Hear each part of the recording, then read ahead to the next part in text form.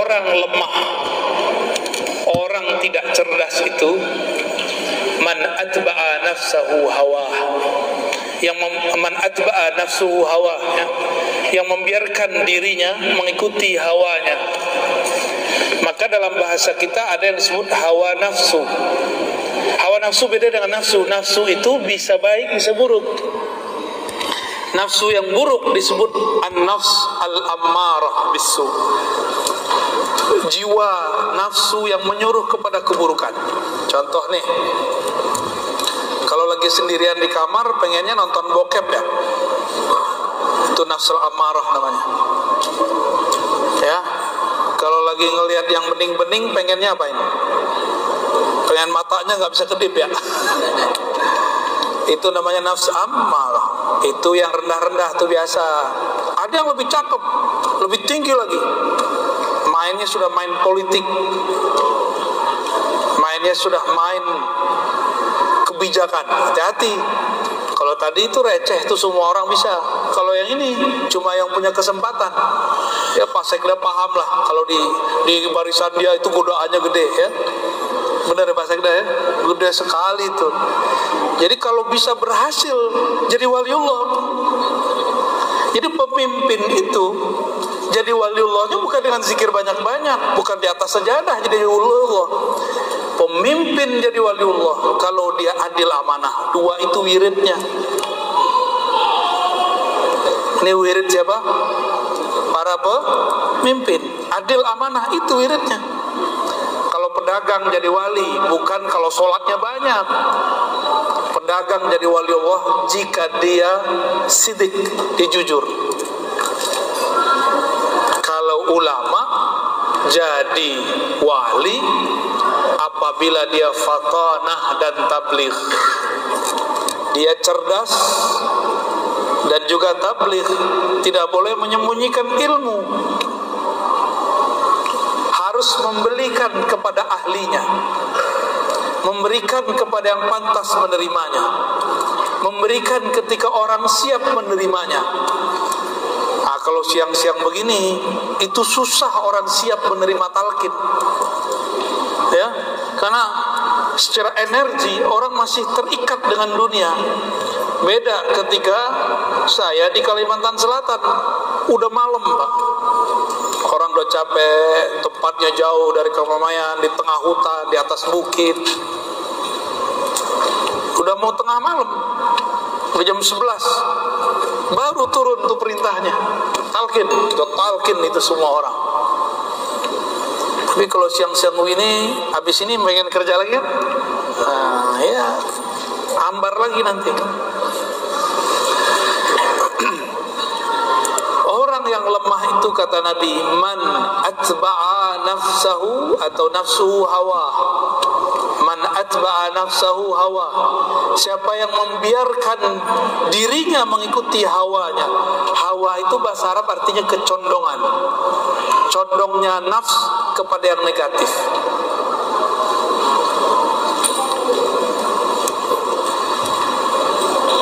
Dulu waktu masih belum nikah, punya gaji 500.000 udah seneng ya. Bener. Pas udah nikah, gaji 5 juta kayaknya belum cukup. Dapat tunjangan menjadi 15 juta kayaknya belum cukup. Dapat proyek 50 juta kayaknya belum cukup. Proyek kok 50 juta, ini proyek abal-abalan nih gitu. Begitulah terus. Ternyata nggak ada namanya orang puas. Semakin keriput, semakin nggak puas. Itu begitu kita. Itu namanya hawa. Maka Nabi mengatakan al-ajiz, dia nanti jadi lemah. Orang-orang begitu akan capek. Taiba abdud dinar, sungguh lelah orang yang obsesi hidupnya mencari duit. Jujur aja Pak, Bapak ini kalau Bapak udah enak jadi kombes Pak, yang bawahan, yang tiap hari ngomong siap, capek loh Pak. Hormat, capek itu, serius, capek bener itu. Apalagi dia nih pangkatnya biasa, yang jadi perwira umur kemarin sore. harus ngomong, kadang umur anaknya, siap. Nah itu harus dikasih tahu sama perwira tuh, kamu jangan terlalu kaku. Kasih tahu sama bintaranya, ya deket sama dia tuh, jangan stres kamu ntar ya. Capek itu. Kalau dia pengen cari duit, capek kerja begitu, gaji siapnya aja nggak bisa Pak, nggak cukup itu. Tunjangan untuk hormat nggak cukup. Kalau dia nggak cinta kepada Allah, dia tidak ingin menjalankan tugasnya, dia pengen dapat sesuatu yang lain, dia kerja cuma pengen dapat ngisi kantong, capek begitu, lelah. Ada orang berangkat kerja, berangkat pagi pulang sore, bener? Capek nggak? Capek. Jadi kalau obsesi kita mencari dunia capek, maka hanya ada satu jalan. Jadikan bekerja di dunia itu nilainya akhirat. Gimana caranya? Sama seperti tadi. Jika pemimpin mau jadi wali, torikotnya bukan torikot Naqsyabandi Syazili Samani, bukan. Torikotnya apa tadi? Amanah dan adil. Tinggal dicek aja adil nggak, tinggal dicek aja amanah nggak. Oh masa lalu, kan masa lalu, ini kan ada tahun baru, bisa buat lembaran baru, nggak usah khawatir ya. Sebelumnya saya bisa pernah makan duit subhan, duit samar, ke depan kan bisa diperbaiki. Kalau jangankan duit yang gak jelas, dulu di masa Rasulullah, orang yang sudah lama hidup makan riba lalu tobat, kata Allah, falahu ma salaf, ya, bagi dia apa yang telah berlalu biarin. Syukur-syukur nggak ditembak sama KPK.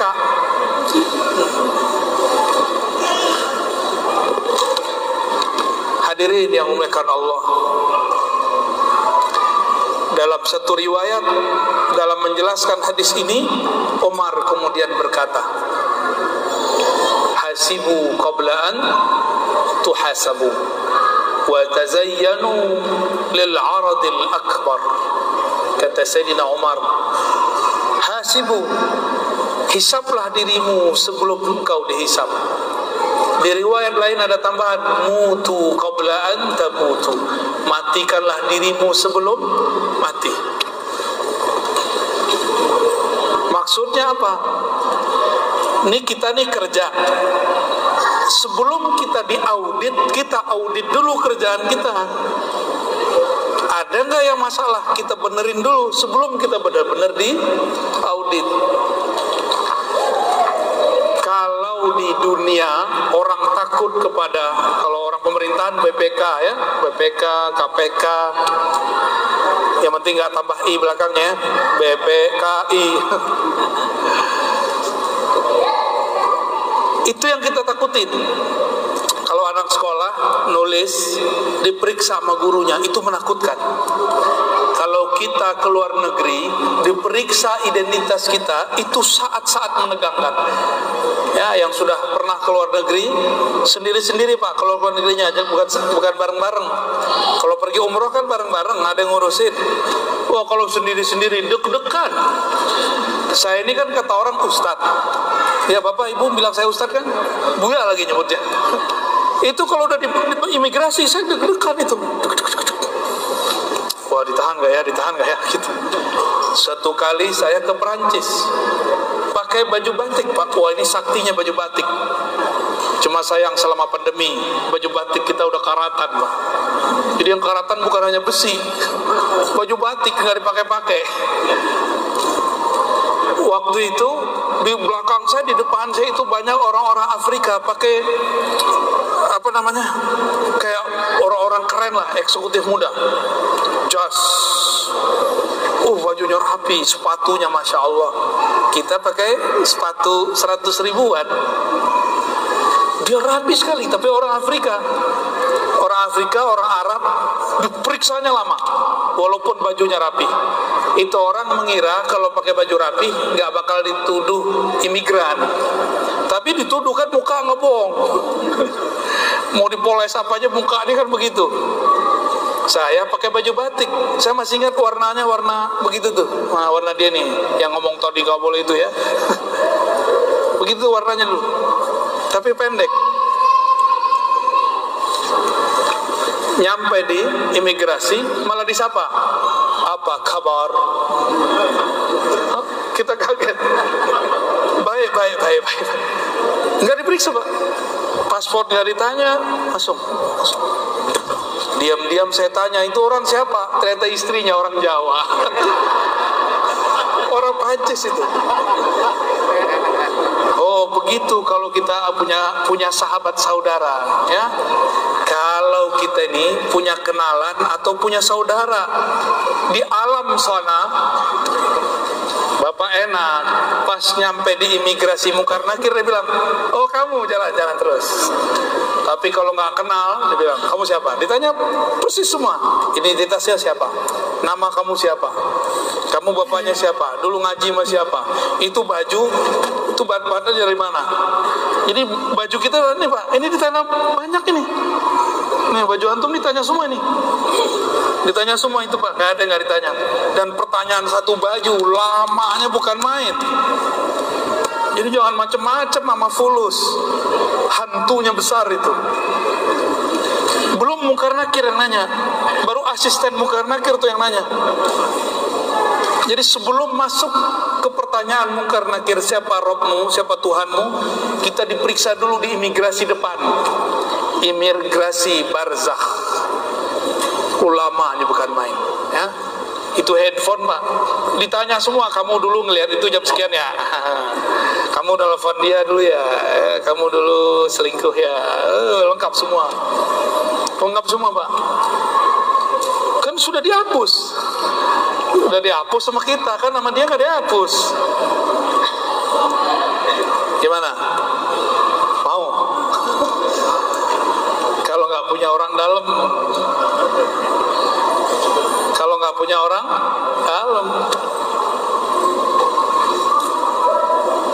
kawan saya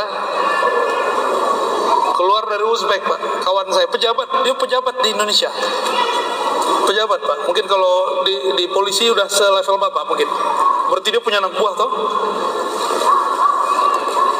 Ini Bapak kalau nggak pakai baju biasa seperti rakyat jelata dia, ya kalau udah pakai baju biasa.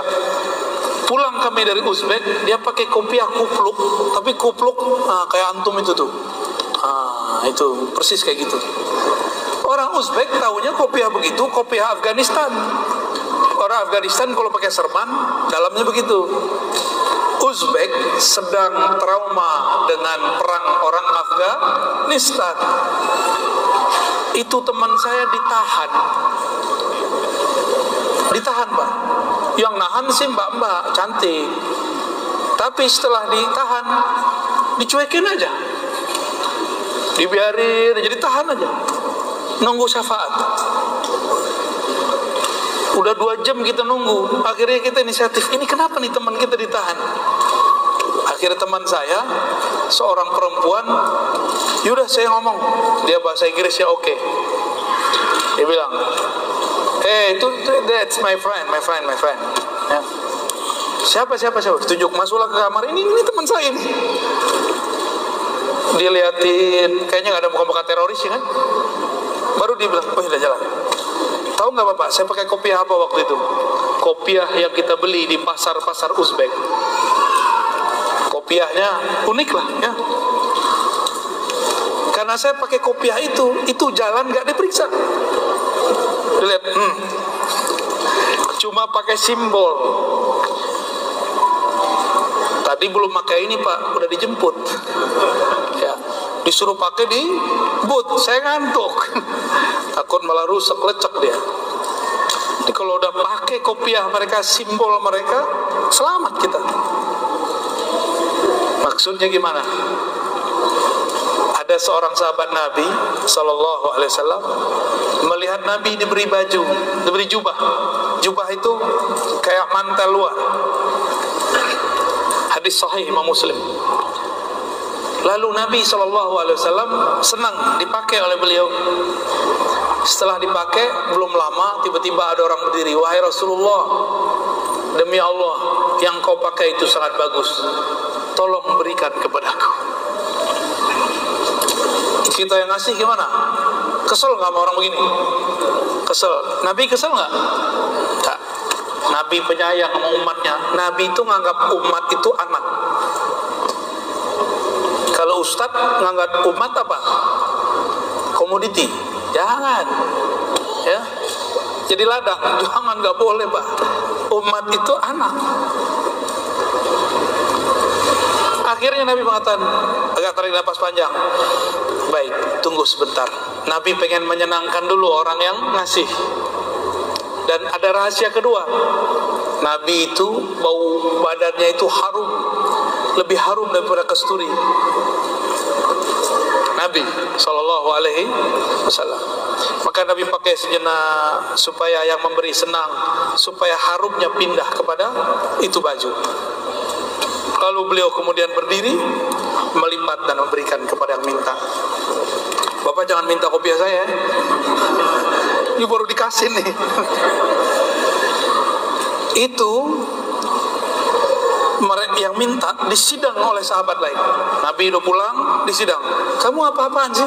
Pakai pegang-pegang leher tuh, ya. Kamu apa-apaan? Kira-kira begitu. Rasulullah itu baru make. Kamu kurang ajar, nggak punya etika. Oh, digituin sama sahabat sampai lain. Beliau tenang aja. Yang penting baju Rasul udah mandi ya kan. Mau dihardik, mau apa terserah. Ya. Lalu dia mengatakan, tahukah kalian kenapa aku mau minta jubah Rasulullah? Karena aku ingin nanti dikafani pakai jubah Rasulullah Sallallahu Alaihi Wasallam.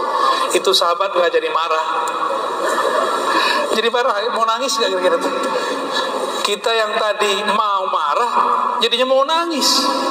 Tahukah engkau? Itu jubah yang dipakai Rasulullah sekarang di tangan saya. Saya sudah mau dekat kepada kematian. Aku ingin dibalut dengan pakaian Rasulullah Sallallahu Alaihi Wasallam. Kalau kita ini sudah pakai simbol-simbolnya Nabi, kira-kira nanti gimana? Bakal ditanya mungkar nakir nggak? Nggak bakal, ya, nggak bakal ditanya. Masuk satu kantor, nggak punya kartu, boleh masuk nggak? Masuk kantor nggak punya kartu, bisa masuk nggak? Nggak bisa. Tapi kita masuk sama Pak Kombes, bisa nggak? Bisa. Saya bukan PNS kan? Saya bukan PNS Bapak Ibu. Saya dosen tapi tidak mau jadi PNS. Kalau masuk kantor mesti pakai fingerprint, baru kebuka pintunya. Atau harus pakai kartu, kalau nggak diusir Mas Satpam. Tapi kita masuk sama Pak Sekda, kira-kira berani nggak Satpam musir? Kau berani. Waktu kita ke Kucing, Sarawak, itu lift pejabat sama orang biasa dibedain. Saya bukan pejabat, saya orang biasa, tapi diundang oleh pejabatnya. Masuk liftnya lift pejabat, nggak ngantri sama orang. Ini bahasa-bahasa majazi. Di dunia begitu, di sana juga sama. Inilah yang kita sebut syafaat. Ya, kita sebut apa? Maka berkenalanlah, bermajlislah dengan orang-orang yang kenal kepada Allah. Gak cukup soleh, kenal kepada Allah. Kalau udah kenal sama Allah, berarti orang-orangnya Allah, ahlullah. Kalau sudah kenal Allah, maka siapapun di lingkaran orang kenal Allah itu dijaga oleh Allah Subhanahu wa Ta'ala. Kalau di hadis Nabi, versi ahli hadis, ini versi ahli hadis sama ahli rohani beda dikit. Kalau versi ahli hadis, 70,000 min ummati yadkhuluna al-jannah bighairi hisabin wala adab. Hadis Bukhari. Ada 70,000 umatku yang masuk surga tanpa hisab dan azab. Saya yakin muka-muka kayak kita ini gak ada yang masuk ini ya. Gak ada Pak, gak masuk satu pun gak ada. Serius. Apalagi yang di depan-depan saya ini gak ada. Bukan nafsu semua. Termasuk saya Pak. Kita gak ada yang pantas jadi 70,000 itu. Sahabat Nabi 124,000 udah gak masuk semua. Berarti Kalau dari kalangan sahabat ada 70.000 tanpa dihisap, sisanya mana? Sisanya dihisap. Abdurrahman bin Auf pulang dari Suriah bawa 12.000 onta ke Madinah. Aisyah dengar, baru Aisyah paham, oh ini yang Nabi dulu omongin ya. Kata Nabi dulu waktu hidup, itu Ibnu Auf saya lihat di akhirat ngesot. Tahu ngesot, Pak? Bukan suster ngesot, abang ngesot. Nyapu lantai badannya susah sekali jalannya. Bahkan yamshi ala sadri, dia jalan itu pakai dadanya. Disampaikanlah oleh murid Aisyah kepada Abdurrahman bin Auf. Apa kata Abdurrahman bin Auf? Kalau begitu semua yang aku bawa dari Syam 12.000, di riwayat Abu Nuaim 10.000, di riwayat lain ada yang berkurang, ada yang bertambah, saya sedekahkan ke Baitul Mal. Dulu begitu beliau. Terus yang dilihat Nabi berubah gak? Berubah, karena takdir orang itu ada banyak cabangnya. Jadi takdir kita ini banyak cabangnya, Bang. Ini kalau para pejabat ini ada takdirnya minimal ada 2. Pensiun dengan bahagia atau masuk penjara. 2 aja.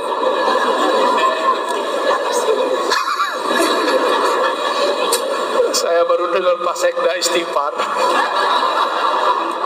Maaf Pak Sekda ya, tapi itu kan amal baik ya. Bisa bikin Pak Sekda istighfar kan canggih itu.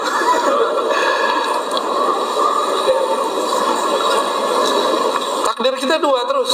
Jadi ke depan itu takdir 2, maka disebut baik buruk. Itu dia satu sejajar tuh.